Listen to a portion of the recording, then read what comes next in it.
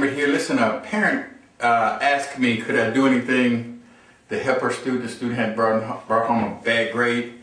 And I told her, I said, okay, let's look at the people involved. You have the teacher, the student, and the parent. 1/3 teacher, 1/3 parent, 1/3 student. And I did a little presentation of what the parent can do. Now I'd like to talk about the teacher's role in education. What should the teacher do? I have some notes because I don't want to forget anything. Back during the Olympics, where the old Olympics, where the United States beat the Russians and it was a big to-do about it, the coach used to do a thing where he would have the players from different colleges who would play for the Olympic team. He would scream at them and said, "Who do you play for?" He wanted them not to say their college name, but he wanted them to say, "I played for the USA."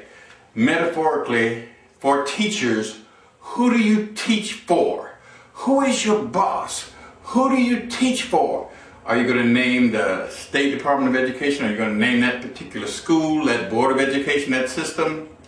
For me, when I taught school, I taught for the kids. I taught for my creator. I believe that people who are teaching school didn't get there by accident. I don't believe you chose that. I believe you were called. I want you to know this. Teaching is not a job. It is a calling.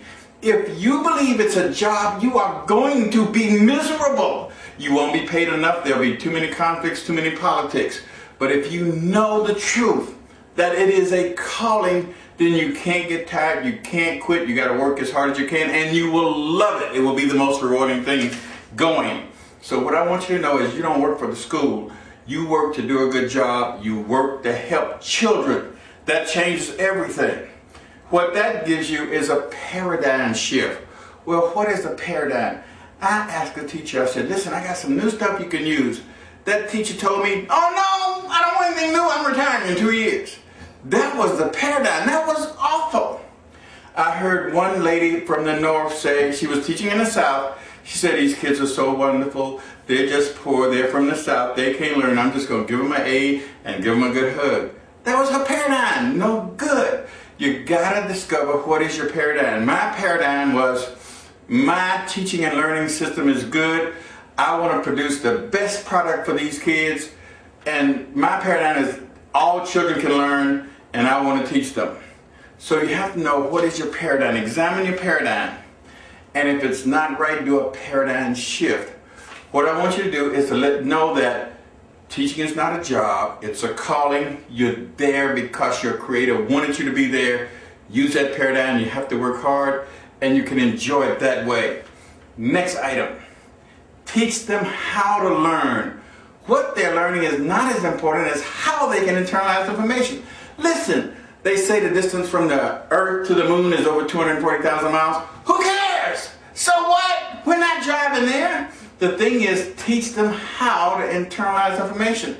Mnemonic techniques. Hey, go to howtolearn.us and learn the techniques of how to internalize information.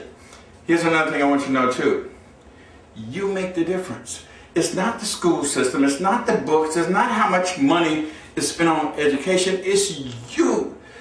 When I first started teaching, teachers used to tell me, you need to quit trying so hard, you need to quit doing so much. You're only one person, you can't do everything.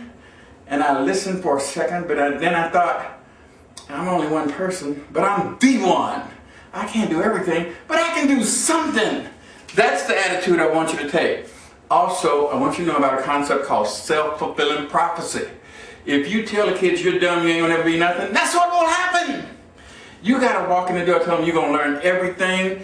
It's gonna be a wonderful year. When I taught school, they came in the room, I said, hey, you're lucky. You're in the room with the best teacher on the planet. You're going to learn everything. In fact, you can try not to learn something. It won't work.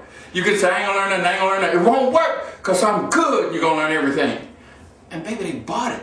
Self-fulfilling prophecy. I don't want to miss anything in my notes. Learn by doing is another thing. Whatever you're teaching, try to have them do something. Don't just stand there and talk. Don't let them just sit there and listen. Do something. Action steps. Also, there's a website called developingmindsinc.com. They have what they call 20 brain best strategies. Go to that website, look at what's there, learn how the brain internalizes information, and teach that